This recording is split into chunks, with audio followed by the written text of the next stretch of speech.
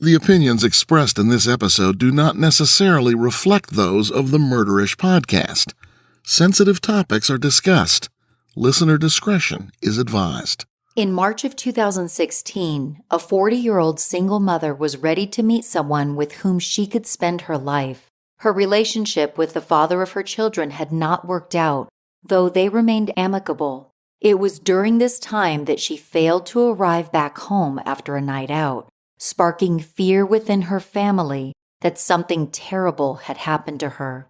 Their worst fears would come true as they learned the horrific details of what happened to the mother of three. This is Jamie, and you're listening to Murderish. Join me as I walk you through the case involving Ingrid Lyne.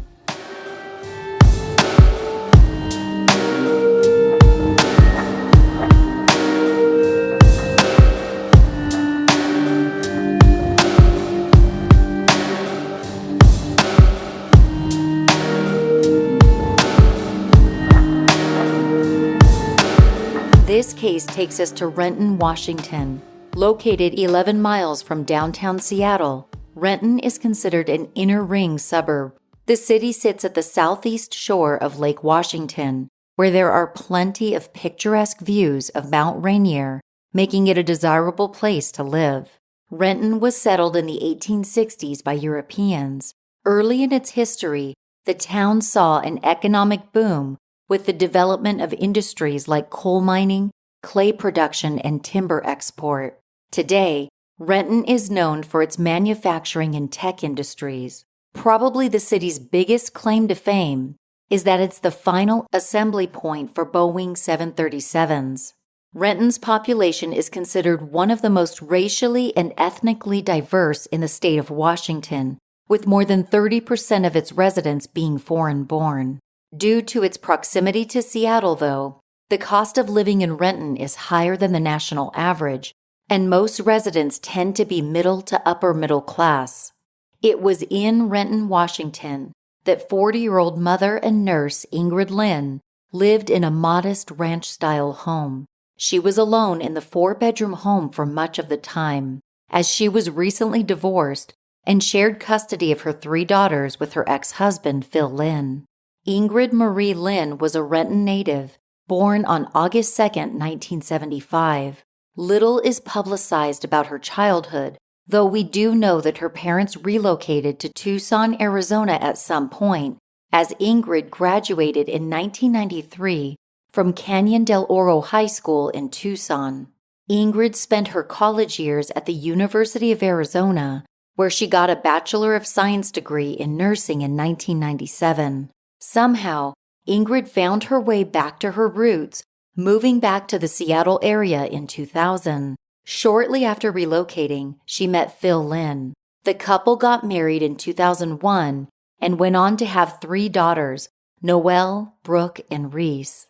Once the girls grew older, Ingrid landed her dream job as a registered nurse at Seattle's Swedish Medical Center. By all accounts, the Lynes were a very happy family for over a decade. More than anything, Ingrid loved being a mom.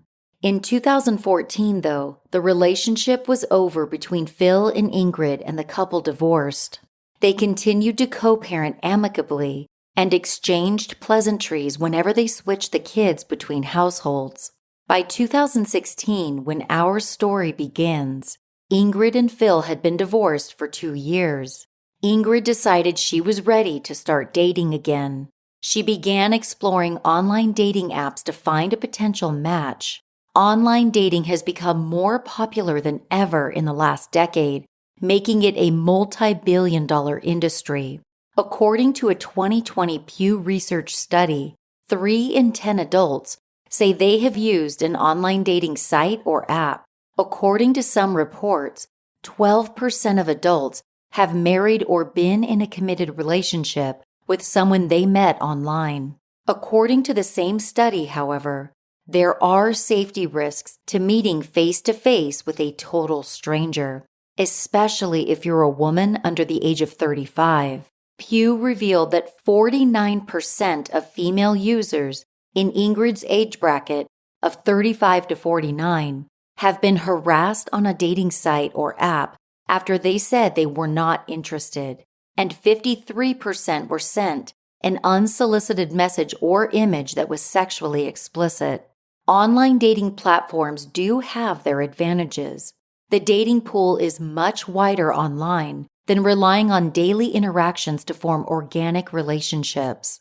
Introverts of the world can ease into a social encounter from the safety of their smartphone and maybe be bold enough for some online flirting. There is also the illusion that you know some of the potential partner's preferences, hobbies, hopes, and dreams, although some people choose to put false information on their profiles or nothing at all.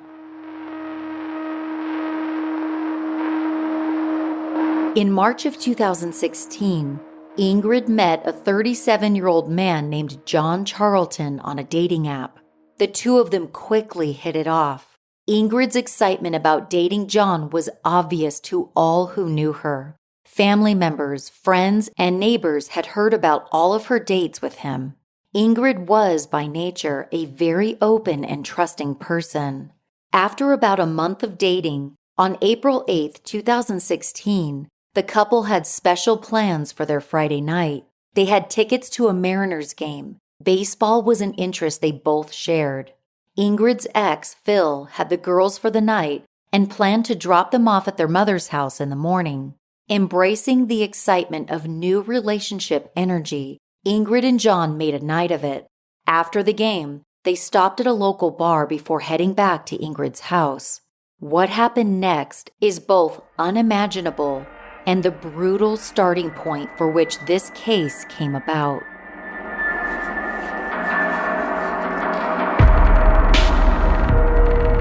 I'm so excited about my upcoming trip to Austin, Texas, and I'm bringing my away carry-on suitcase with me.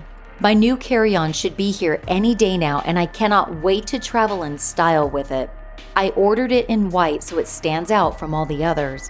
My new away suitcase comes with interior organization compartments and a separate laundry bag for dirty clothes.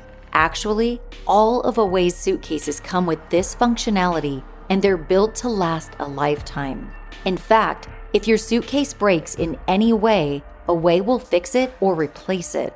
That's how confident they are in their products. The 4 360-degree spinner wheels on their suitcases are so smooth, making your hectic trip through the busy airport a lot easier. Away is a modern lifestyle brand that makes every product thoughtfully with travelers in mind.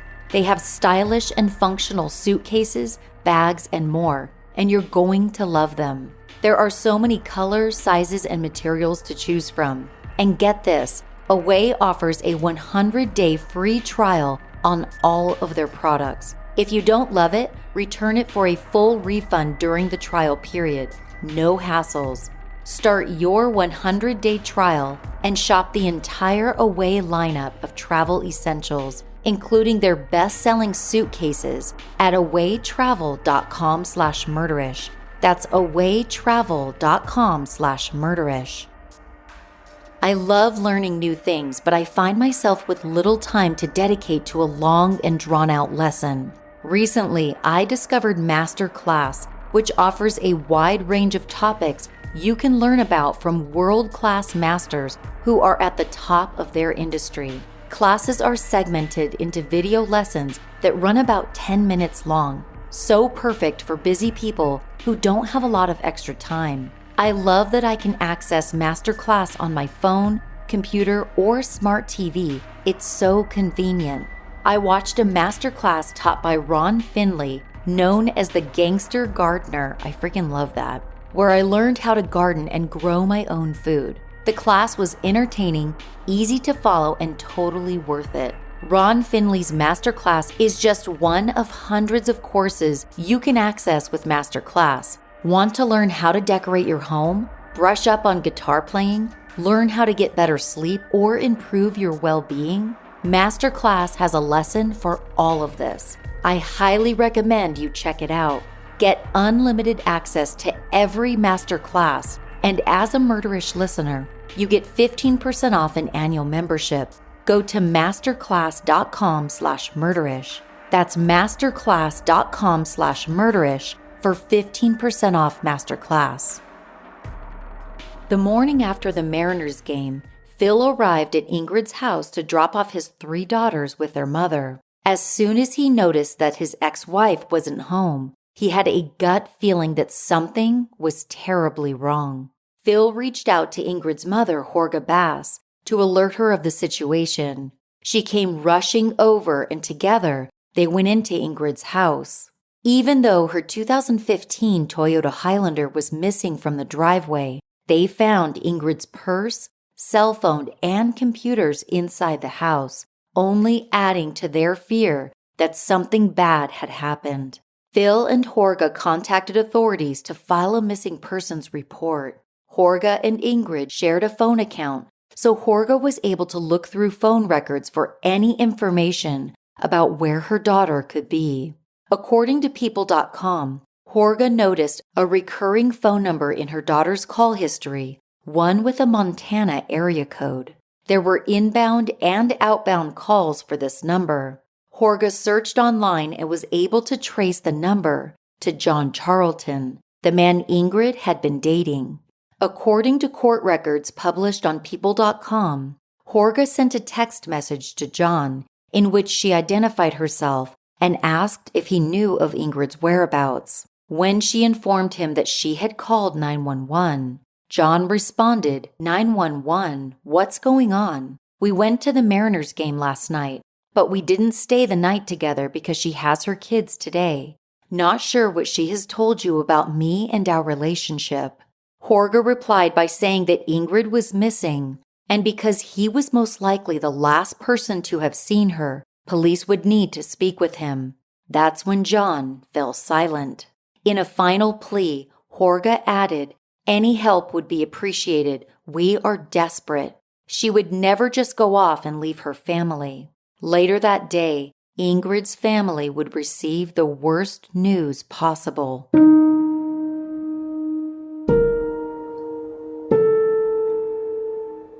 Just a few hours after Ingrid was reported missing, Seattle police received word of a gruesome discovery. A homeowner who lived about 10 miles from Ingrid's neighborhood had noticed something startling inside his recycling bin. The man, Mike Novasian, saw 3 heavy plastic garbage bags sitting at the bottom of the bin. He promptly contacted the Seattle PD and reported the finding. As published in an article on Medium.com, Novasian recalled it was just 3 bags in the bottom of that bin that were incredibly heavy and weren't supposed to be there. I grabbed the first bag, and it was almost so professionally packaged that it was eerie. I could see as I pulled it out what was the outline of a face. Inside the bags were the dismembered remains of a person, which included a head, an arm with a hand attached, a lower leg, and a foot. Less than 24 hours later, the Kings County Coroner's Office confirmed the identity of the dismembered remains. It was Ingrid Lyne. The new development in the case quickly spread to media outlets. What had started as a missing persons case had turned into a homicide in a matter of hours.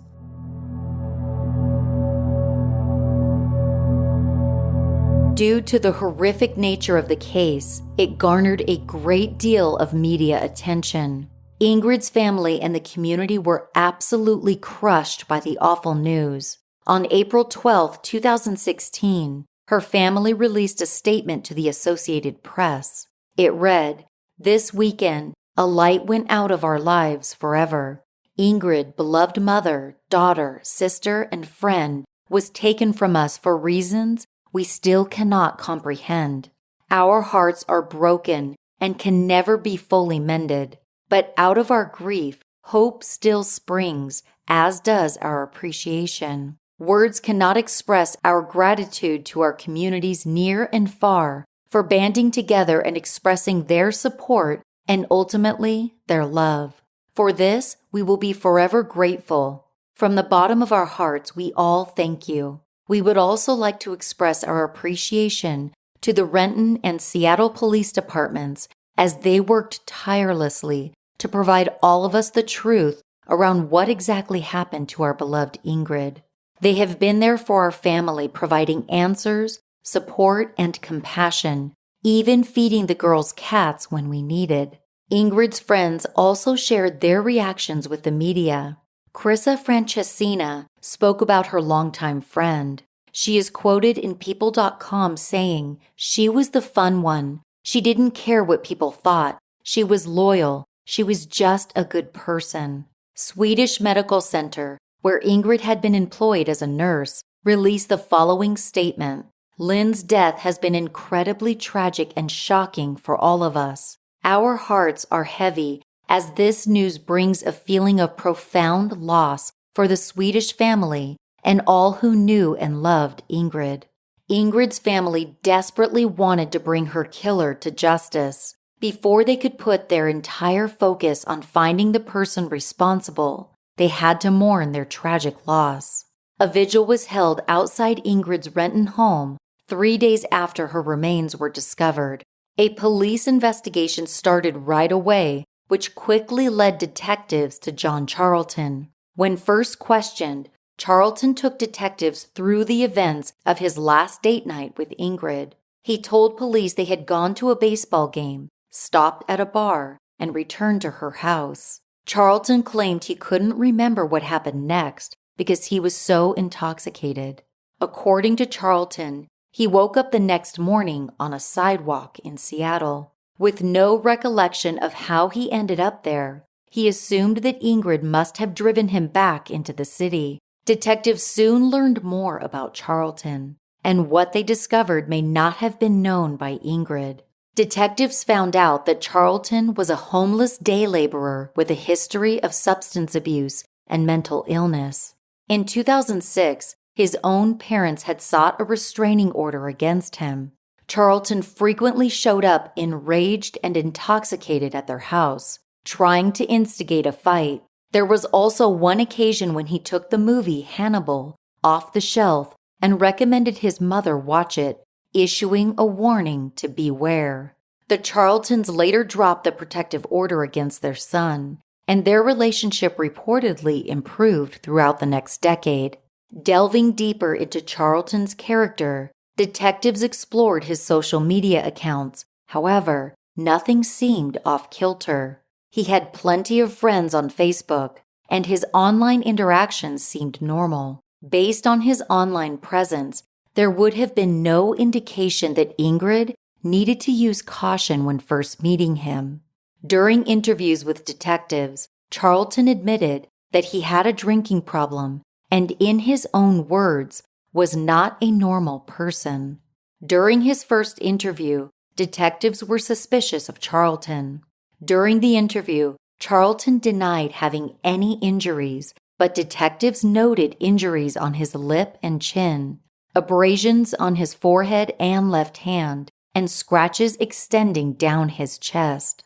The day after Ingrid's body was identified, on April 10th, investigators performed a search of her residence. According to court documents, inside, they found significant evidence pointing to Ingrid having been killed inside of her own home.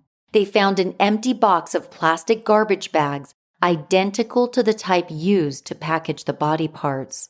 Perhaps most disturbing of all was a discovery inside the bathroom. Investigators found a 15-inch pruning saw near the bathtub.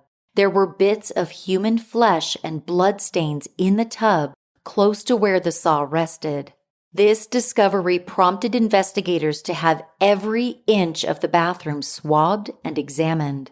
Another lead came in the next day. On April 11th, 2 days after Ingrid's body was identified, her abandoned car was found in downtown Seattle. With evidence piling up, investigators believed they had enough to arrest John Charlton and charge him with first-degree murder. Seattle PD tracked him down in Lake Stevens, roughly 40 miles north of Seattle. As investigators would later learn, Charlton had left Ingrid's car downtown before getting on a bus to Edmonds, where he was picked up by a former girlfriend who lived in Lake Stevens. It was there that law enforcement arrested Charlton. He was held at the King County Jail with bail set at $2 million. In a follow-up interview with Charlton's ex-girlfriend, investigators learned that their suspect routinely stayed with her twice a week.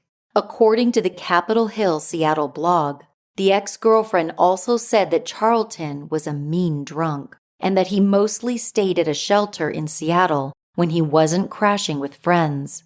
Charlton's public defender, Gordon Hill, spoke with the Seattle Times on the 13th, 2 days after his arrest. In a preemptive measure to defend his client, Hill reminded the public there is no forensic evidence linking a particular person to the crime. Still, there were no other suspects, at least none made public. Charlton, a troubled soul with a history of criminal offenses, had been the last person to see Ingrid alive. It was a classic case of Occam's razor. The simplest explanation is likely the one that is correct. More shocking news regarding Ingrid's case soon emerged. On April 15th, additional remains turned up around the city. As reported by the Seattle Times, a cooler containing body parts was discovered 2 blocks away from where the first set of remains were found. A third set of remains was retrieved from a recycling center in the North Beacon Hill area of Seattle, all linked to Ingrid Lyne. Tragically, as of the current day, investigators still have not found all of Ingrid's dismembered body. Everyone wanted answers regarding what really happened the night that Ingrid was murdered. According to court documents mentioned in a People.com article, after the Mariners game, Charlton said he believed they had sex and said Lyne was acting weird, but could not or would not provide further details. Any so-called lapses in Charlton's memory of events were quickly filled in by Seattle detectives. Ingrid's autopsy report revealed that she was strangled with a plastic bag and then drowned inside of her bathtub. Detectives theorized that after Charlton dismembered her body, he used Ingrid's SUV to transport her remains to various random sites across the city. He abandoned her car in the early morning hours before fleeing to Lake Stevens by bus. Though detectives were able to piece together what happened to Ingrid, they still did not know why. What was Charlton's motive for killing the compassionate mother of 3? Though they were not clear on motive, detectives had collected enough evidence, including cell phone records and the pings off cell towers in Renton, to be sure they had the right guy.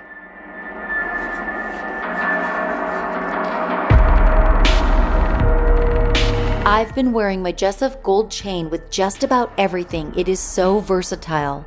It's lightweight, plated in 14-karat gold, and I love it. It made sense for me to partner with Ana Luisa on Murderish, not only because their jewelry pieces are perfection, but also because they are carbon neutral, so 100% of carbon emissions related to their product's life cycle are offset.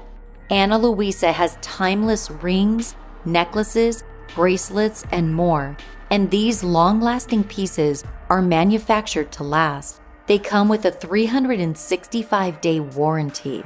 I wore my Margot textured coin necklace to dinner with my husband last night, and I felt so chic. We went to Nobu in Malibu, and the vibe there is fashion-forward and posh. I fit right in with my Ana Luisa necklace that has a vintage vibe to it. You guys, treat yourself and your loved ones. Go to analuisa.com/murderish and use my promo code MURDERISH for 10% off. I totally recommend this company and their modern and sustainable pieces. That's analuisa.com/murderish and enter promo code MURDERISH for 10% off. Who doesn't love looking and feeling good? With Betabrand's dress pant yoga pants, you can have both. I love my dress pant yoga pants so much that I got a pair of Betabrand yoga denim too. They fit like a glove and don't feel restrictive like most of my other pairs of jeans. Betabrand cares about customer experience, so their clothes are designed to be stylish and comfortable like your go-to workout gear. Make no mistake though, their dress pant yoga pants are not made for the gym. They are totally professional and office appropriate. Check out the Betabrand website and browse tons of cute colors and styles like straight leg, boot cut, skinny, cropped, and more. They also have a new restorative collection featuring stylish and versatile pieces to fit your lifestyle, like their popular Soho joggers that are beyond cool. Right now, my listeners can get 30% off their Betabrand order when you go to betabrand.com/murderish. That's 30% off your order for a limited time at betabrand.com/murderish. Find out why women are ditching typical work pants for Betabrand's dress pant yoga pants. Go to betabrand.com/murderish for 30% off. While TV has been a saving grace for many of us, I'm sure by now a lot of you feel like you're caught up on every single show imaginable. If you're tired of scrolling through the same movies or shows and miss the excitement of weekly releases and brand new binge fests, then you have to get Acorn TV. With Acorn TV, you can count on riveting stories and originals you can only get on Acorn TV. Who does not want countless hours of amazing content? And with Acorn TV, you can get it for just $5.99 a month, a killer deal. Featured on Acorn TV is a series called Murdoch Mysteries, where Detective William Murdoch, played by Yannick Bisson, solves Toronto's most fascinating mysteries. After watching the series, I can see why TV Plus calls this show an inventive twist to history. If you're ready for a streaming service that offers new stories, new characters, and breathtaking sceneries every week, do what I did and get Acorn TV. Try Acorn TV free for 30 days by going to acorn.tv and use my promo code MURDERISH. But you have to enter the code in all lowercase letters.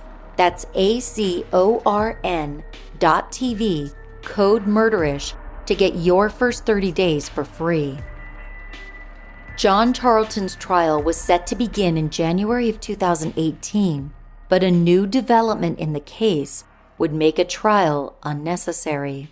On October 2, 2017, Charlton pleaded guilty to both counts of premeditated first-degree murder and theft of a motor vehicle. Nearly a year and a half passed since Ingrid's death. Fortunately for her family, they would not have to endure the pain of going through trial. The media circus, the evidentiary photos, the dredging up of painful memories would all be avoided. The family had already been through so much. Though this may have been a welcomed outcome in some respects, Senior Deputy Prosecutor Jeff Baird pointed out the downside to the lack of a trial. Baird considered the absence of a trial bittersweet for Ingrid's loved ones. He told the Seattle Times, "In one sense, of course, it spared them the anguish of a very graphic and gruesome trial. On the other hand, I think that there's something a bit anticlimactic about not having a hearing on what actually was done to Ingrid Lyne. But I think and hope that ultimately they'll be relieved that they won't have to delve too deeply into the events that led to and followed her death." It's not clear whether Ingrid took any precautionary measures before she met Charlton for the first time. But even if she had gone so far as to do a background check, it would not have revealed much. Most basic background checks only search in-state public records. He had a negligent driving conviction in Washington state from 1998, an offense that likely would not have been perceived as serious enough to raise any red flags. A more extensive background check, however, would have painted a more concerning picture. By the time Ingrid met Charlton, unbeknownst to her, he had convictions in Washington, Florida, Utah, Idaho, Montana, and California. The laundry list of his criminal history included aggravated robbery, felony theft, fourth-degree assault, and grand theft auto. Ingrid likely did what most people would do. She met up with her online match based on her judgment of their virtual interactions up to that point. Sadly, her online match was a very dangerous person, and there is no reasonable way Ingrid could have known that.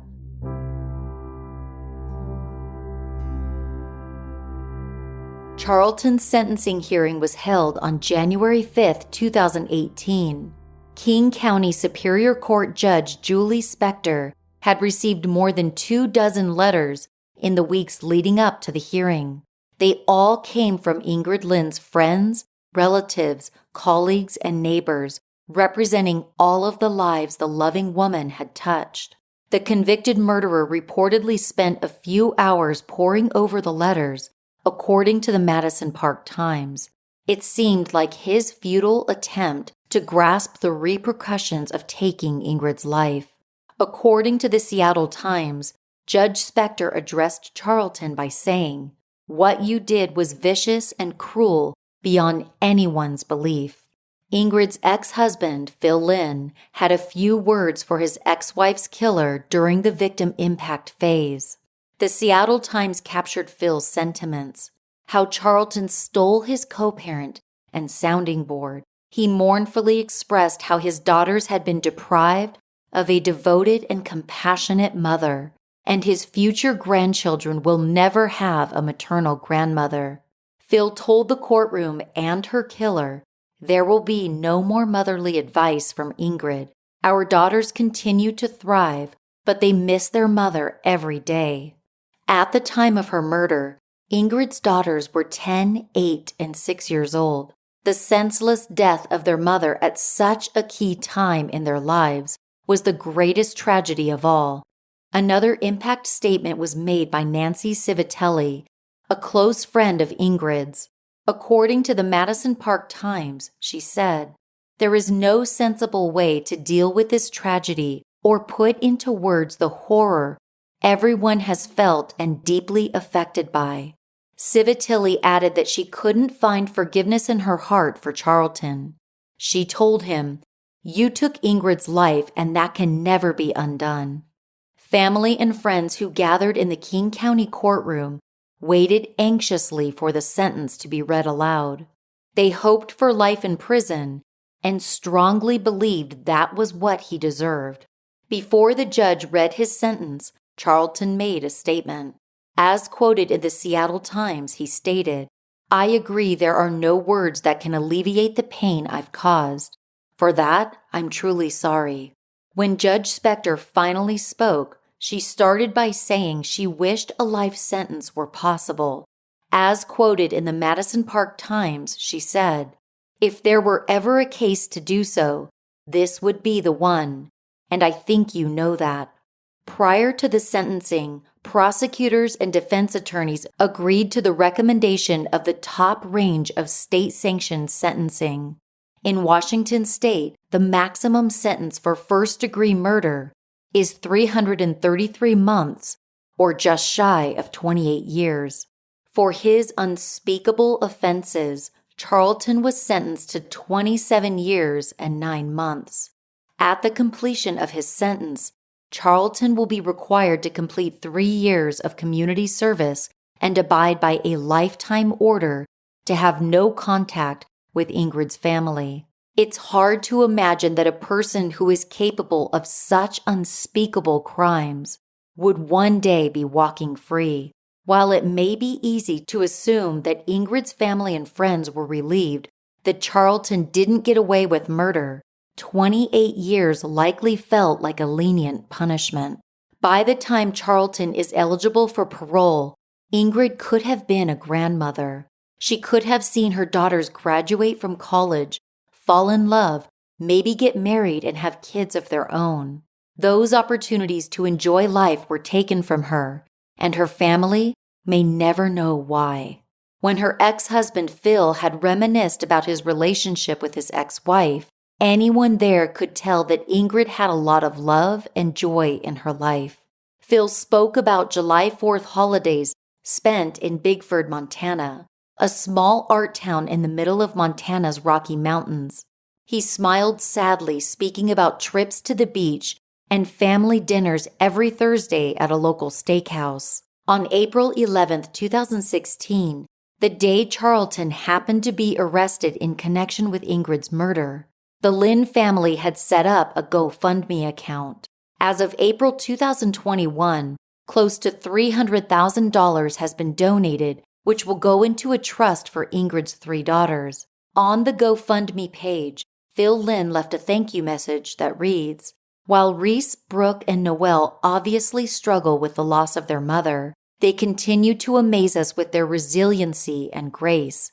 Yes, there are tears and incredibly difficult moments, but there are also moments of reflection and smiles, even laughs about the wonderful memories that they have of their beloved mother." Ingrid's case has inspired a lot of discussion regarding the safety of online dating. Are the apps and dating websites doing enough or anything to protect users? According to Forbes, the company Match Group owns the popular online dating platforms Tinder, Match.com, and OkCupid. In 2020, the company added new safety features that include photo verification, an offensive messages reporting tool, and even a panic button. A Safety Center tab was also added with tips on how to stay safe when participating in online dating. While these enhancements may create a safer experience for some users, they would not have helped Ingrid Lyne know the perils of being involved with a man like John Charlton. Verifying that someone's photos are actually them does nothing to inform users about a potential date's criminal history. Cindy Southworth, founder of the Safety Net Technology Projects at the National Network to End Domestic Violence, doesn't believe this case is a cautionary tale about online dating. She told the Washington Times, in her case, the online dating piece is really almost irrelevant in what happened. They could have met through mutual friends, and she could have still ended up dead. Tacoma publication The News Tribune, however, called Ingrid's case a recent reminder to be wary of online dating. Ingrid Lyne is just one of several women who have been attacked by online predators in recent years. It's hard to decide how to make dating apps and sites a safer environment, as online interaction of any kind that leads to in-person encounters involve taking a big chance. Today, online dating platforms remain a very popular means of meeting people. Though media coverage of Ingrid's case focused heavily on the fact that the victim and her killer met online, it's hard to imagine that Ingrid's loved ones ever concentrated on this detail. They are left with only memories of her and unanswered questions because her killer's self-serving frame of mind has kept these answers from reaching those who are owed them.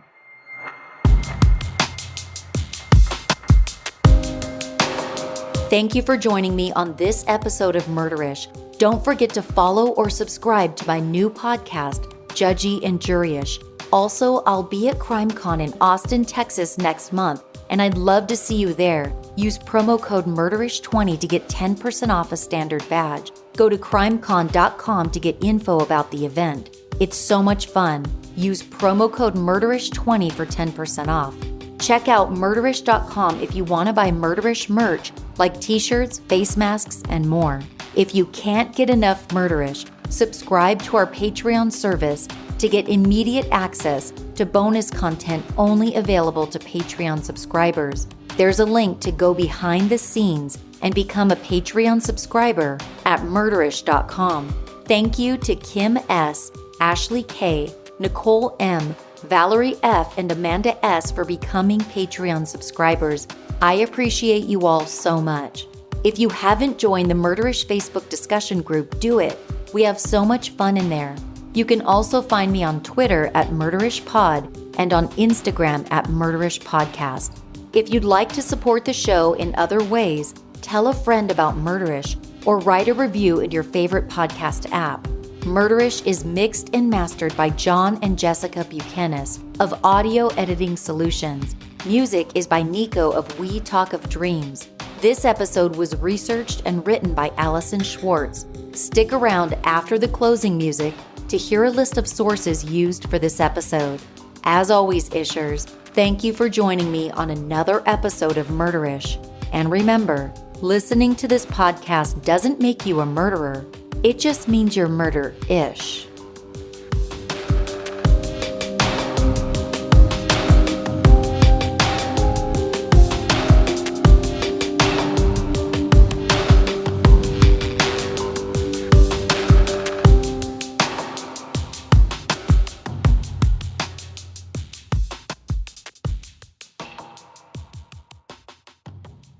Sources for this episode include an Associated Press article in the Spokesman Review dated October 3, 2017, an Associated Press article at CBS News dated April 13, 2016, a Washington Times article dated April 12, 2016 by Andrew Blake, information found on the City of Renton website at rentonwa.gov dated 2021. An article at medium.com dated November 9, 2020 by Lisa Marie Fuqua. A GoFundMe page found at gofundme.com/f/Ingrid Lyne, dated April 11, 2016. An article in the Seattle Times dated January 5, 2018 by Sarah Jean Green. An article at Great Falls Tribune dated April 17, 2016. An article at Q13 Fox Seattle dated January 5, 2018 by Rob McKay. An article in the Madison Park Times dated January 17, 2018 by Brandon Max. An article in the Seattle Times dated October 2, 2017 by Steve Maltic. An article in the News Tribune, Tacoma, Washington dated April 15, 2016. An article in the Washington Times dated April 14, 2016 by Andrea Noble. An article at the Associated Press, the Idaho Statesman, dated April 13, 2016, by Walker Ornstein and Lisa Bowman. A Forbes.com article dated January 24, 2020, by Mason Sands. A People.com article dated March 13, 2020, by Harriet Sok-Menswer. Information found at findagrave.com dated June 25, 2016.